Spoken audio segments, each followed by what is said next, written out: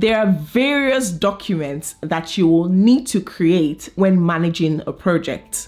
These project documents are created throughout the project lifecycle. So there are documents to create in the initiation stage, in the planning, in the execution, monitoring and controlling, and the closing stage of the project management life cycle. And in this video, I'll be sharing 3 essential project documents that you need to create on every project in order to plan and successfully deliver the project.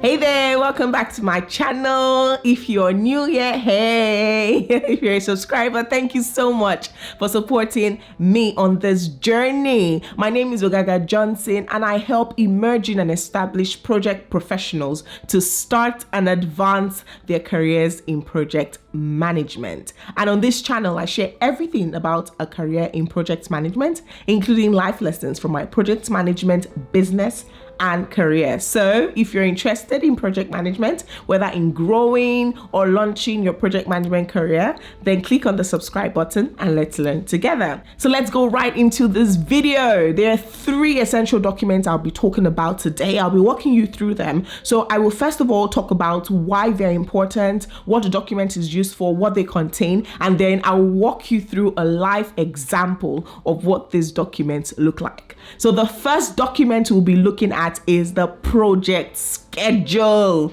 The project schedule is a very important project document when planning your project, because in the project schedule, you see your activities. So all the activities you need to carry out on the project, alongside the duration, the start and the end date and the timeline, how long each of those activities will take. Also in the project schedule, you'll see the resources that whoever is assigned to carry out this project. So that's why it's very important. Some people actually call this project schedule a project plan, and I don't really blame them, because technically when you're delivering the project, that's when you're in execution stage, this is the document, the project schedule, that you actually look at to ensure that your project is going according to plan. So that's why some people call it a project plan, but really it's a project schedule. So it is very important, because with your project schedule, you're able to create a baseline. Okay, so when you're monitoring and controlling your project, you're trying to measure the performance of your project, the details on your project schedule act as a baseline for anything schedule related. So then you use this baseline as your planned versus your actual, that is the results you're getting currently from your execution phase. That will be your actual, but the planned will be the details that you have in your project schedule. So it's very important for tracking the project to ensure the project is going as it should go, and also measuring performance on your project. So a typical project schedule will contain the activities of the project, that's a project task. It will contain what the start date, what the end date is, typically just the duration for each of the activities, as well as the resources. So that's what you will see in a typical project schedule. And most times, you don't have to create this schedule, this document from scratch. You could simply go online and just search for free project schedule template, and then you can pick one and tailor or customize it based on, the various aspects or components that you need with respect to your organization. And also some organizations already have templates, standard templates, organizational process assets that they use to create the project schedule. So you may not need to create it from scratch. Now, one interesting thing about the project schedule as well is that this document, you can actually create it using various project management tools. So for example, you can create a project schedule using your MS Project.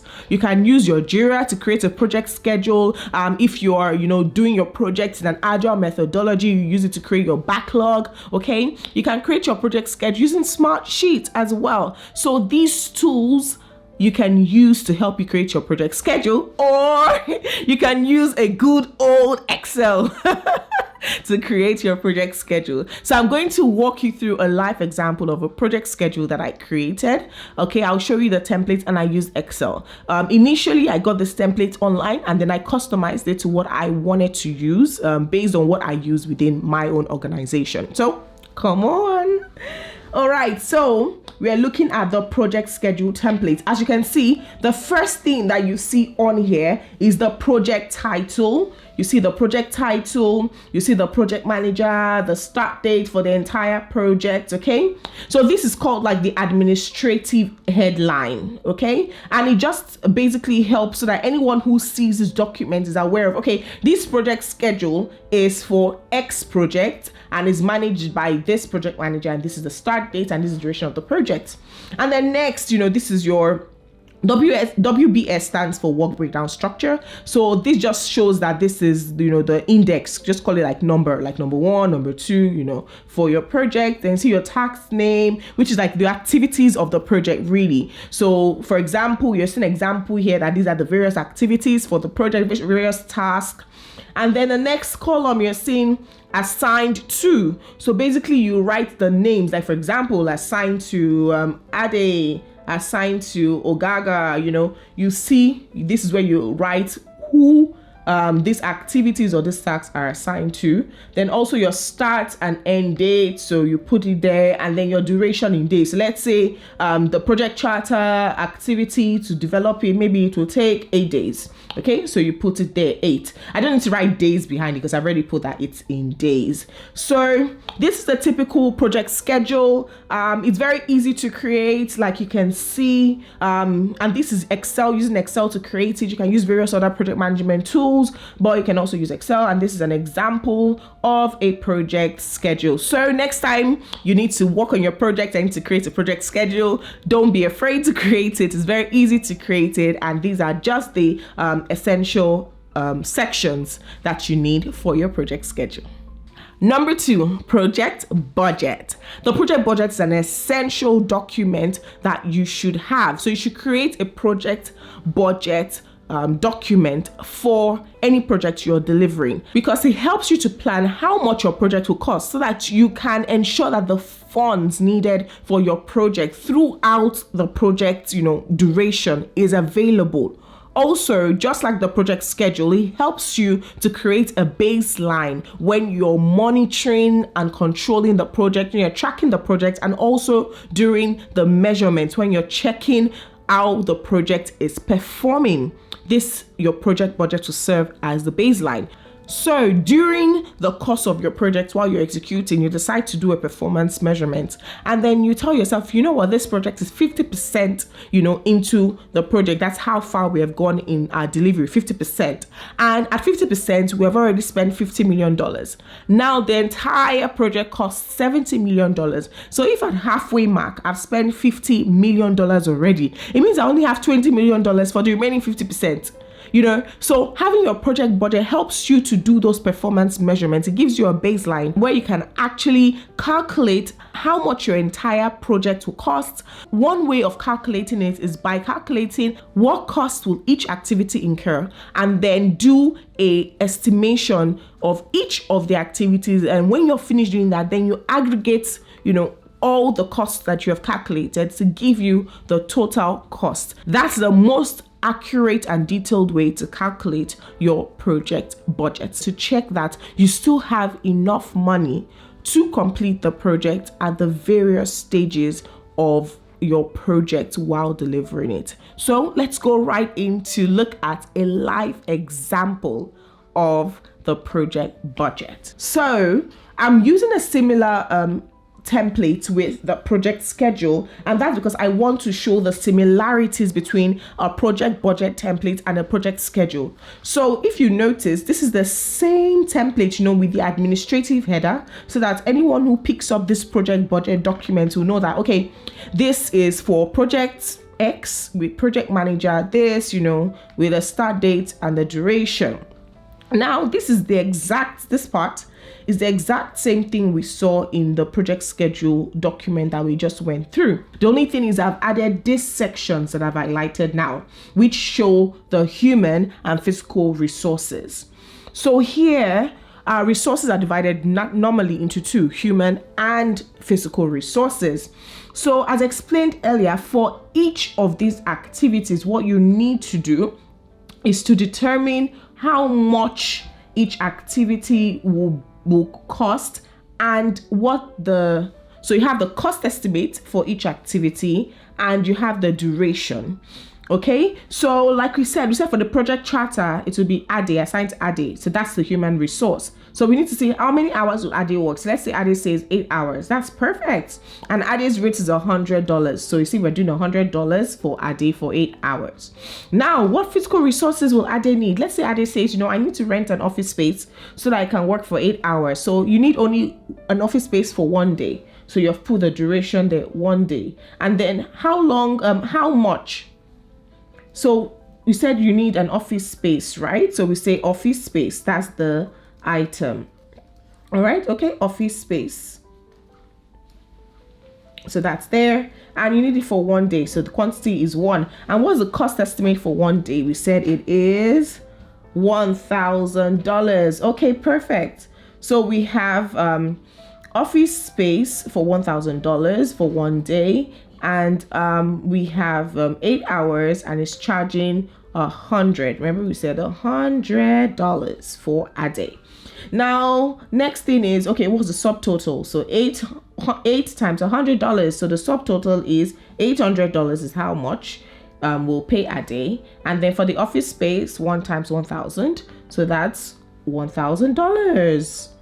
All right. So what's the total now in terms of cost of resources to needed in order to execute this activity, to deliver this activity? That's 100 plus 800, so that will be 1,800 in total. Voila! So we have our project budget estimated as 1,800 for that activity for a day. You will do this same thing that I just did across every other activity, and once you're finished getting the cost estimates, you do an aggregation of everything to know your total project budget, and that's the amount that your project will cost in total. Note that this doesn't include the contingency budget nor the management budget. This is just the total project budget needed to complete or deliver your project based on just the use of the resources. Number 3, the project status report.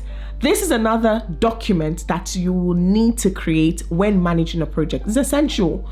The reason why it's essential is because you use a project status report to update your stakeholders on the status of the project. You use it to tell them where the project is at, what's going on well, what risk or what issues are, you're encountering on the project. The project status report comes in different forms. You could hear something called, a 1-page or a snapshot report. You could hear, I want weekly project status reports, monthly project status reports. There are different examples of project status reports. In this video, we'll actually walk through 2 live examples. Now, one way to be able to get the information you use on your project status report is by tracking your project schedule. Exactly. While you are executing your project, you could use your project schedule to create a project tracker in order to, monitor, control, and check how your project is doing. Because once you do that, then you're able to report on, how your project is doing, the status of your project, because you're effectively tracking it along the way. So let's move right into the live example where I'll be showing you a project tracker, a live example of that, and 2 examples of a project status report. All right, so we're looking at a project tracker now. As you can see, this is exactly the project schedule template. However, I've added 2 main columns that are new. I've added the status and the comments column, and I've also added a status key. I like using the status key. It's like an advanced key of the traffic light key that we always have, which is the green, amber, or yellow and red.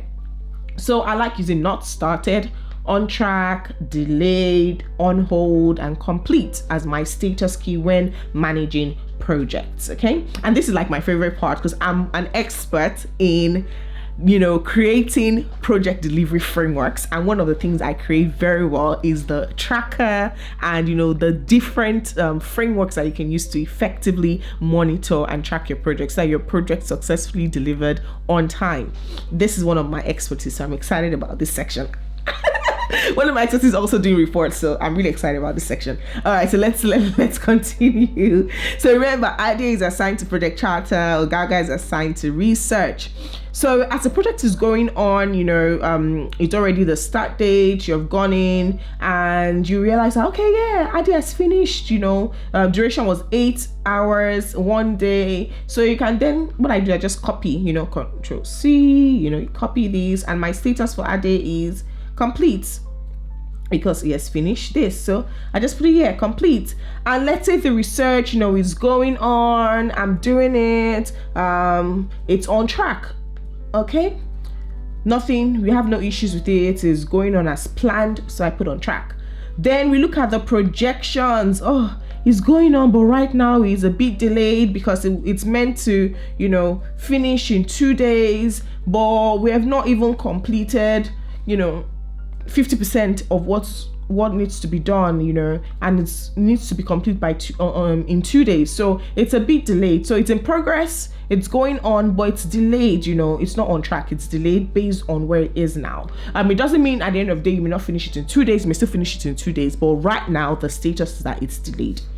Then stakeholders, I put a comment here. So, in this document, you can put comments. Very good to put comments here. So I'm saying due to holidays, the meeting to discuss projections has been put on hold. So because of that, the status for this particular activity is on hold.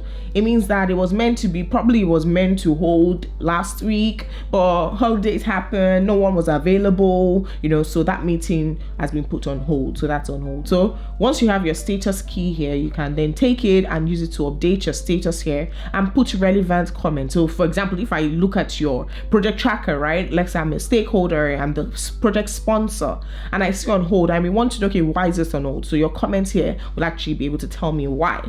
And also, by the time you have your status here, you have your comments here, you can easily do your reporting. So we're going to first look at something called the Spotlight status reports. It's also called the snapshots. Like in terms of in one look, you can know the entire status of your project. That's the essence. So as always, it has this administrative section where you have, your project name, your project, who the project manager is, and the date of when the status was written, or the date for that status. And the date is very important because obviously you need to know how relevant this status report is. So if I'm looking at it, I want to know, okay, if it was date of status entries today, then that's great, because then I'm knowing the most up-to-date status of this report. And also another thing that is important is the period, because that could be a status for a week, the period covering a week, the last week. Or it could be a status for the period covering the entire month. So it's very essential you have the name of the project manager, the project name, the date of this status, the date when this report was written, and the period this report is going to cover, because it helps give context to whatever status is written in this report. So for example, you can see here, it is project status for this week. And then you have overall project status. Remember, this is a snapshot, so you want to see at a glance, how is this project operating? Oh, it's on track overall. Okay, it's on track overall. All right, but in terms of the different project components, where are they? All right, in terms of the budget, there's potential risk, the resources, there's risk or roadblock. Maybe someone is sick, or a resource, left and went to another job, something like that. Timeline, potential risk, scope is on track. However, by the time based on this report, you're saying by the time you look at the overall status of all the components, it's ultimately still on track. And this is where you write your information under notes, right? Why did you say it's on track? So put any highlights here, enter information about your overall status and highlights. And then here also, when you put your budget and you put your status, you call out highlights as well. Oh, it's risk because we have potential delays in shipping. So because of that, we need to do 1 day shipping, which will be extra money that we did not budget. So that's why there's a potential risk, but it may not be so, just things like that. You put out why the status is in potential risks, why the status is in risk or roadblocks. And always remember to have your status key. Your status key is very important in your report so that you can know, okay, what does the status mean? All right, that's the essence of the status key. So this is a snapshot status report. See, it's very small, not much information, and this is very good for if you have a stakeholder that just wants a very high level information, doesn't want too much detail, just wants to know where are we on the project, what's the overall status, and where are we in terms of the other project components, how are we doing? Not much information, just want to see a snapshot, and that's the kind of reports that you send to that person. So it's very important to know how your stakeholder would like to be communicated with. The communication style and preference of your stakeholder will help you to know what type of report you should send to them. Then there's another report I will show you. This is more detailed. You see this more for stakeholders that want a more detailed, example of a more detailed report. They want to really know what's going on. You can see your status key already here and your budget key. So I have two keys here, one for status, one for budget. All right, so here you go. Status key, budget key is here, and like I said, this has more details. So here, this is a weekly project status report template, and like always your project name, your project manager. It's always important to have this here. The period covered, is this for a week, is this for a month, what date to what date, and date when the status was taken. Okay, so it's very important. And then projected date of completion for the entire project is included in this one. Okay, so first of all, you have your project status this week, more like the same thing, overall project status, where are we? And then you can also list the milestones on your project. What are the milestones? Okay, so the key milestones that you probably accomplished for the week, you can have that here. And next, you have the project components section, the key project components that this particular report is tracking. Your budget, your resources, the timeline, the scope, where are you? And then you have your notes here. Also, work accomplished for that week. All right, that is very crucial. What was the work that was accomplished? What are the risk, roadblocks, or issues that you're encountering on the project? You write the risk number, the description, who owns it, and what are the risk responses, or how do you intend to fix or solve the problem. Another thing that you can put is highlights and key takeaways for the week, like, we were able to reach this milestone this week. We got customer feedback that is great, and we're going to use it to further iterate on the project delivery. Key highlights and key takeaways. These are like your achievements for that week. So that's where you put that, your key achievements. And then finally, you can end with upcoming work. That is basically telling, whoever is reading the report, this is what to expect next week, or this is what we're focusing on to do next week. And you can even make it more, next week, week, which is, let's say that's week 1, the following week, which is week 2, the next upper week, which is week 3. You can detail it out, so that people can, preempt or know what is to be expected going on. And mind you, you can add more sections to your report depending on what your stakeholders want to see. So you can add more sections, but this is more like a standard project status report that is more detailed than the spotlight report, which we saw that is very high level. So that's it for the project status report. These are the 3 essential project documents that you need on any project in order to successfully plan and deliver the project. So if you like a more detailed explanation, or maybe you want me to show you how to go about creating this document, whether using a project management tool or using Excel, you want me to walk you step by step how I created it, from even, for example, if it's Excel, from like going and opening my Excel on my computer, opening the sheet. No problem. Let me know in the comment section and I will work on that video for you. So thank you very much for watching. If you have any questions, please let me know in the comment section and I'll be sure to respond. If you enjoyed this video, don't forget to give me a thumbs up, like, comment, share, and don't forget to subscribe. Thank you so much for watching, guys. See you next time. Bye.